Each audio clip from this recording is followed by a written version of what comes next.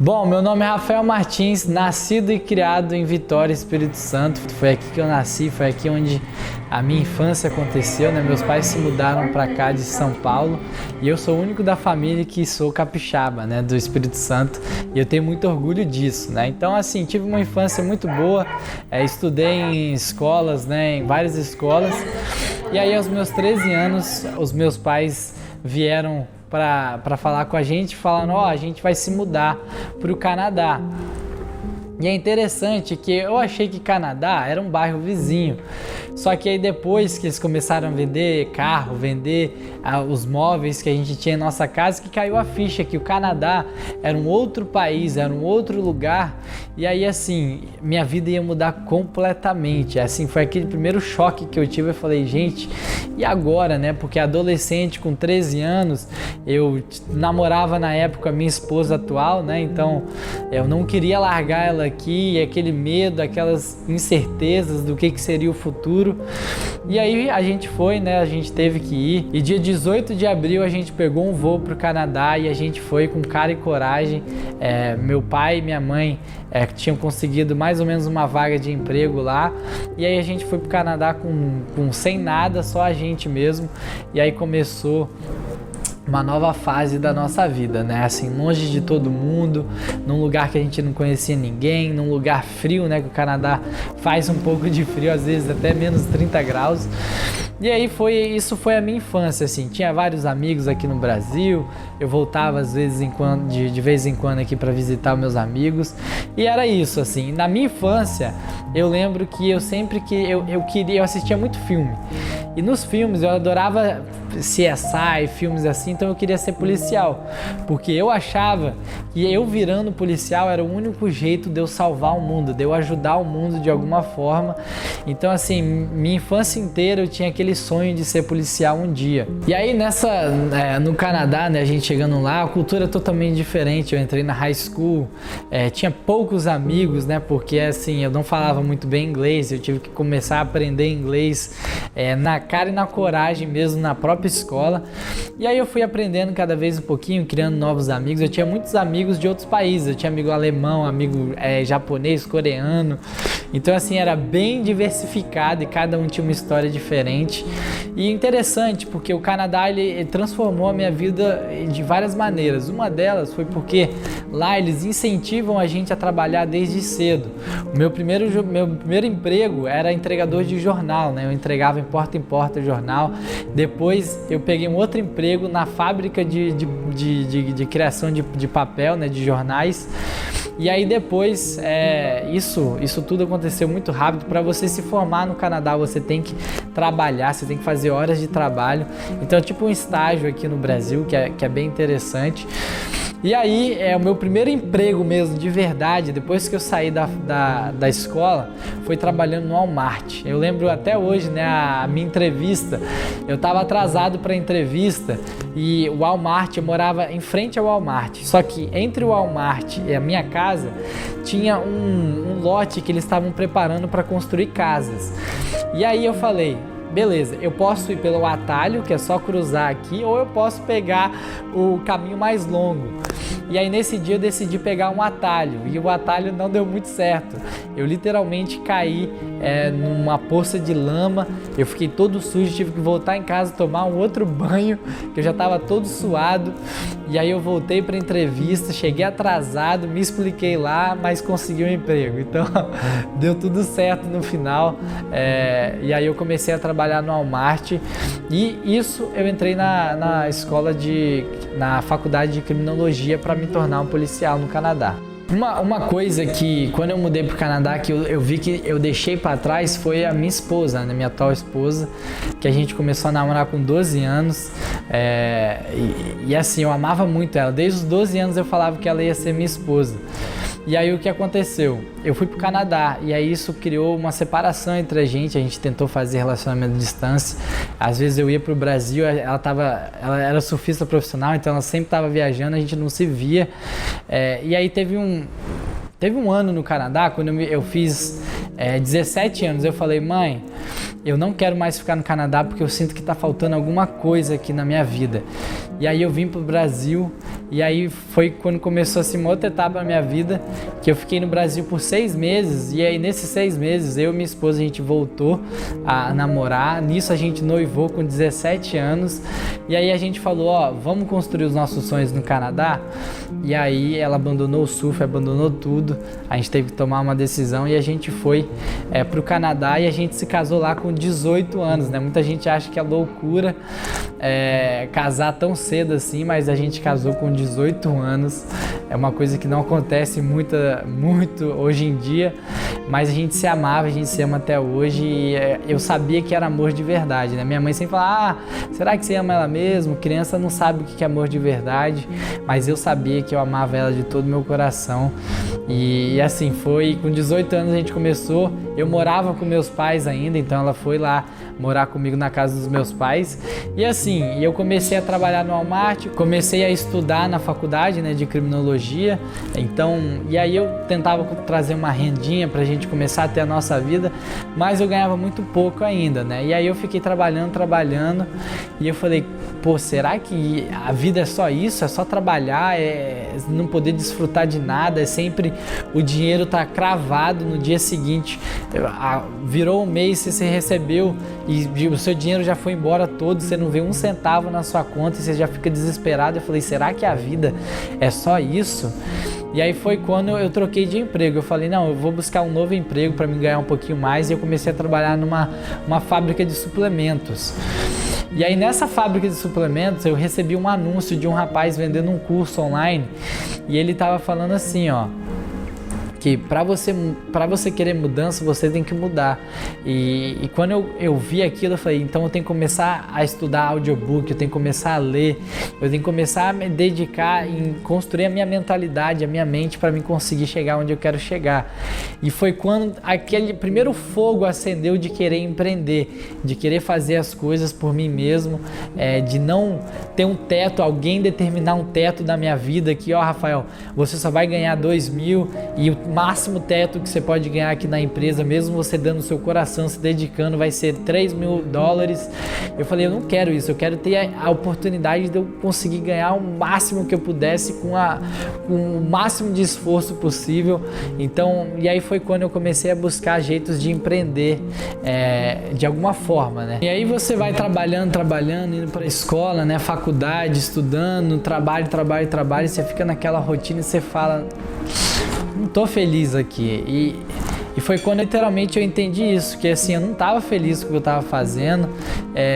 Teve uma palestra de um policial que foi lá na nossa faculdade, ele falou, gente, vocês acham que ser policial é igual nos filmes, mas não é não. 85% é papelaria, você escrevendo formas, escrevendo coisas, o resto que realmente é ação. E eu falei, pô, bem, então eu tinha uma visão de uma profissão, eu nunca tinha experimentado aquela profissão, e aí esse cara me passa uma visão totalmente diferente. Será que isso aí é pra mim? Será? E aí foi quando eu tive que tomar, eu falei, basta, eu não quero mais isso, não quero faculdade, não quero mais ficar trabalhando nesse emprego. E eu falei, cansei, eu quero virar vendedor, porque eu acredito que ser vendedor é a profissão mais bem paga do mundo, né? Então, e eu já estava estudando bastante coisa de vendedor, de aprender vendas e tal, e eu falei, não, eu vou largar tudo. E aí eu falei para minha mãe, faltava 6 meses para minha graduação, eu falei, mãe, não quero mais isso, eu quero largar. É óbvio que ela não apoiou, ela falou, não filho, termina. E eu larguei, falei, não quero, larguei meu emprego também, e aí eu fui vender seguro de vida. Um amigo me chamou para ser vendedor numa empresa de seguro de vida. Eu falei, cara, eu tô querendo aprender a vender nessa empresa, era uma empresa de marketing multinível, eu vou conseguir aprender a vender, então acho que foi perfeito. E aí eu entrei, e aí cada dia eu aprendia mais um pouco de vendas, e eu estava muito animado, e eu falei, não, é isso mesmo, gostei demais de vendas e vendas.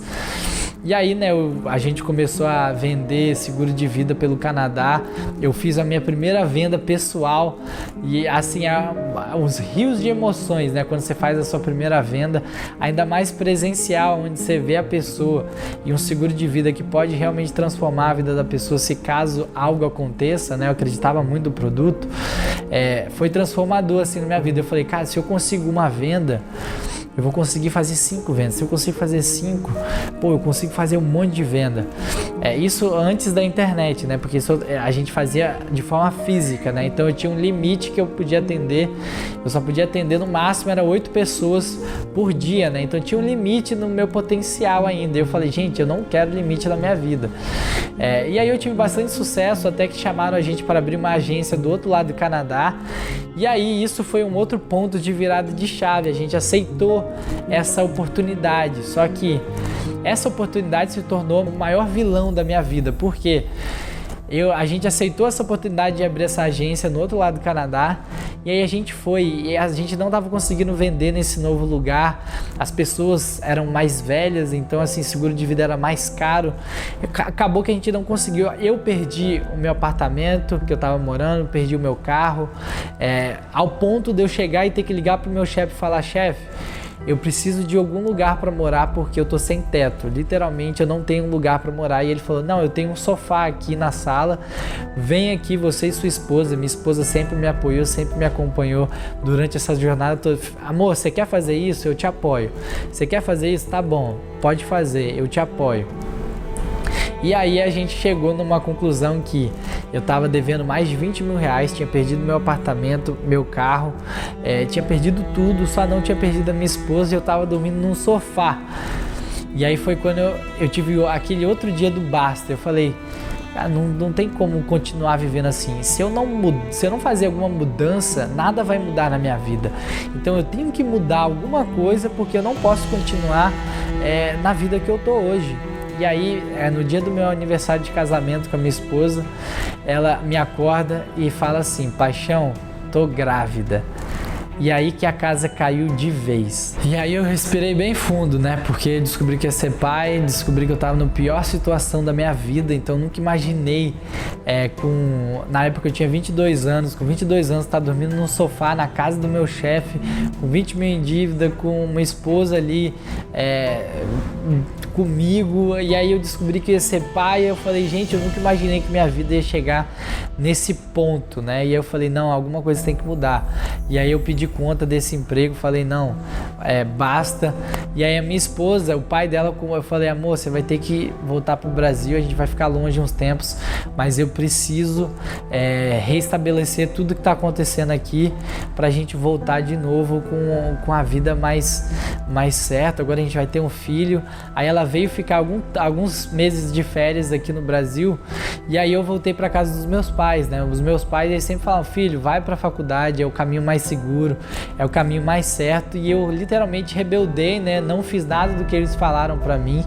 E aí eu voltando para casa do meu pai, eu tive que ligar pro meu pai. Eu falei, pai, eu perdi tudo que eu tenho, eu não tinha contado para eles que eu ia ser pai, eu preciso da sua ajuda, pai. Meu pai tinha perdido o emprego na época, então ele estava passando uma situação difícil também.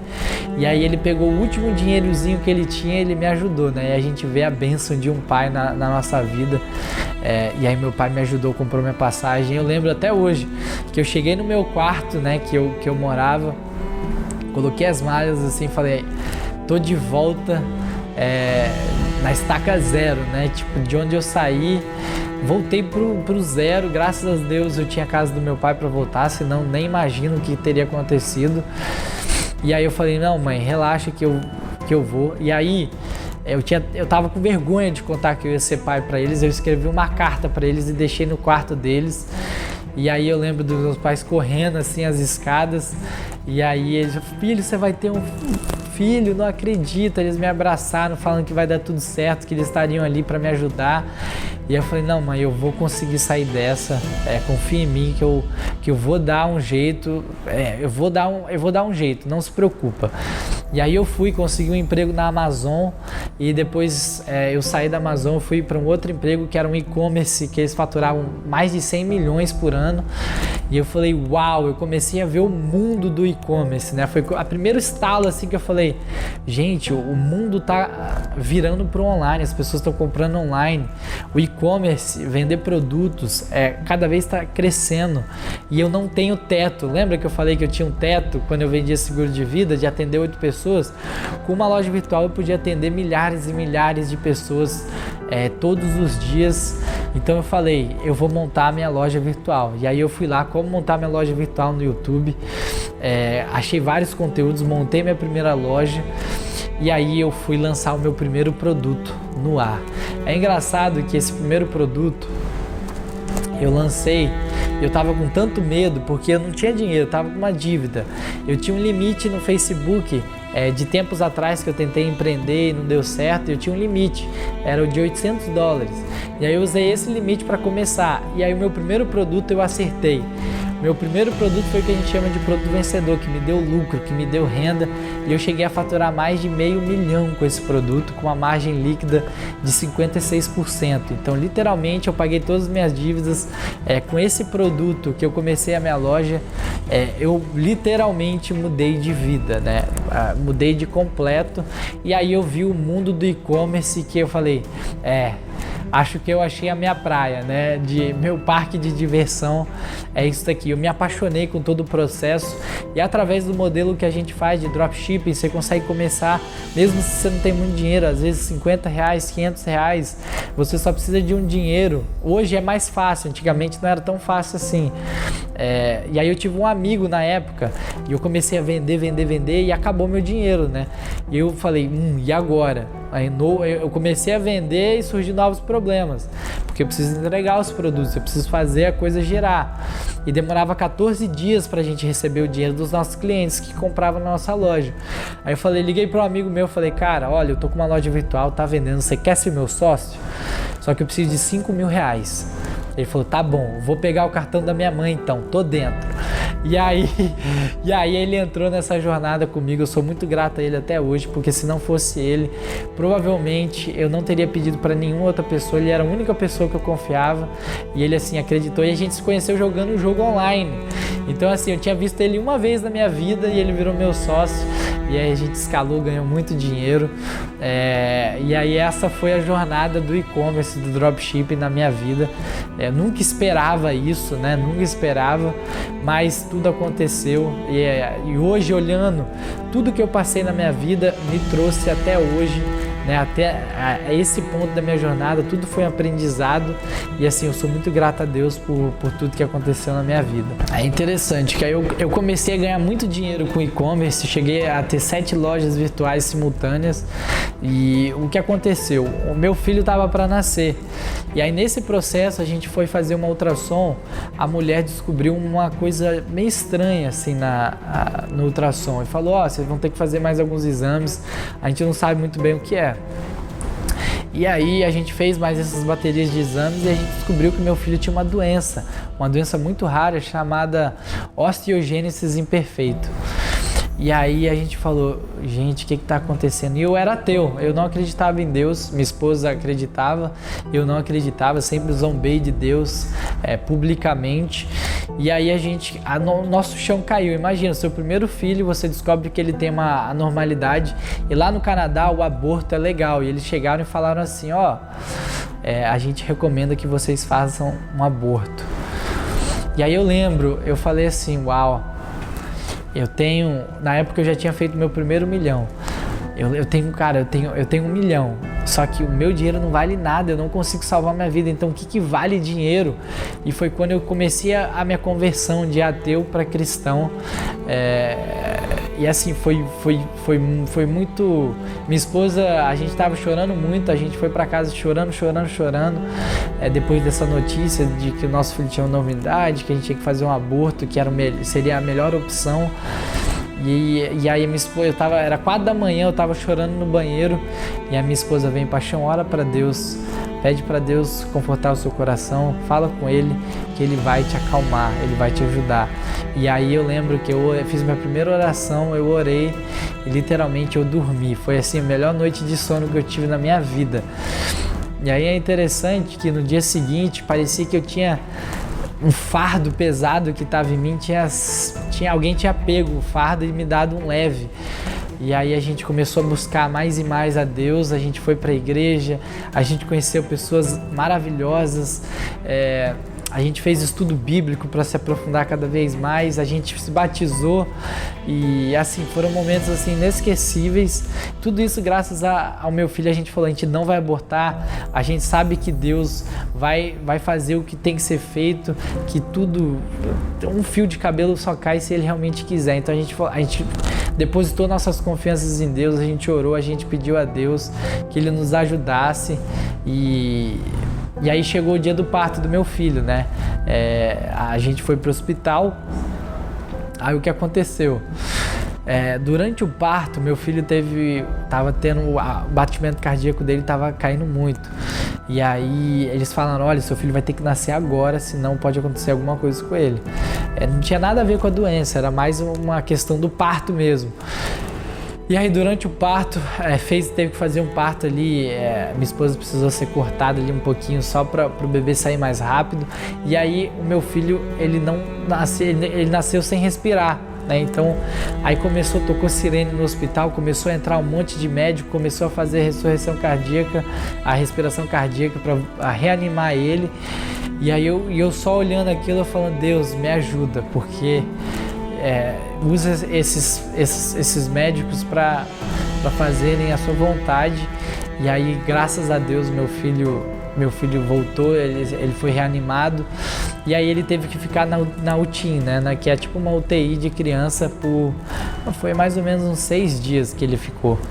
Porque por causa do parto, aconteceu falta de oxigênio no cérebro dele, ele podia ter outras complicações, então ele precisou ficar em observação. Mas graças a Deus deu tudo certo. Hoje ele é uma criança maravilhosa, uma criança perfeita. Eu já estou no meu segundo filho agora também, que nasceu recentemente. Então assim, eu sou muito grato a Deus pelas bênçãos que Ele tem me dado, e assim, eu não tenho palavras para retribuir.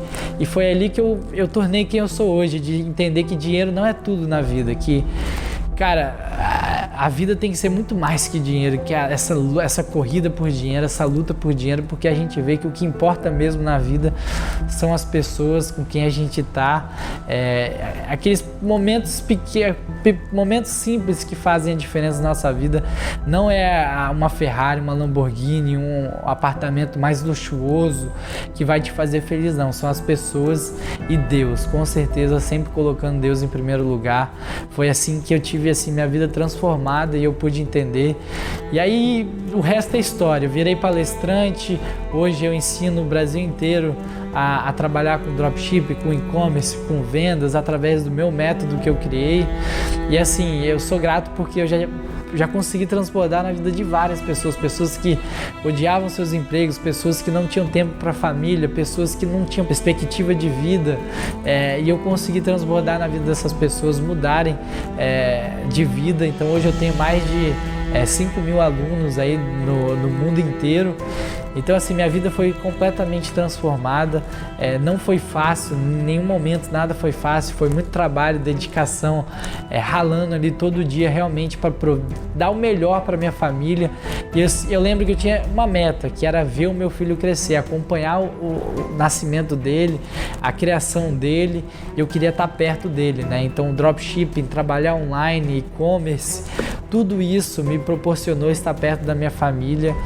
E assim, eu digo, é o melhor trabalho do mundo, a liberdade que te dá é tudo maravilhoso. Então, se você está com dúvidas se você quer entrar ou não, eu te digo, caia de cabeça. Teve uma frase que um dos mentores falou para mim, ele falou assim, arriscar nada, Rafael, é arriscar tudo. E eu vi que na minha vida, todas as coisas que eu fiz, eu estava arriscando. Eu larguei a faculdade, eu estava arriscando. Mas hoje eu podia estar lá sendo um policial infeliz, sem ter liberdade, sem ter perspectiva de vida, trabalhando um emprego que eu não gosto, com um teto, assim, não tem problema nisso. Mas eu não queria isso para minha vida e hoje eu vejo que tudo que eu construí, tudo que eu fiz, a minha caminhada inteira me trouxe até aqui hoje. Então eu sou grato a Deus e é isso aí. Não importa aonde você esteja, acredite que você está aí por causa de uma razão. Você está nesse lugar porque Deus te colocou nesse lugar, porque você tem que aprender alguma coisa nesse lugar. Você vai sair desse lugar 10 vezes melhor, 10 vezes mais forte. Então saiba que realmente tudo tem um propósito, tá? Então é isso. Essa é um pouquinho da minha história e é isso aí. Eu quero ouvir também a sua história em breve.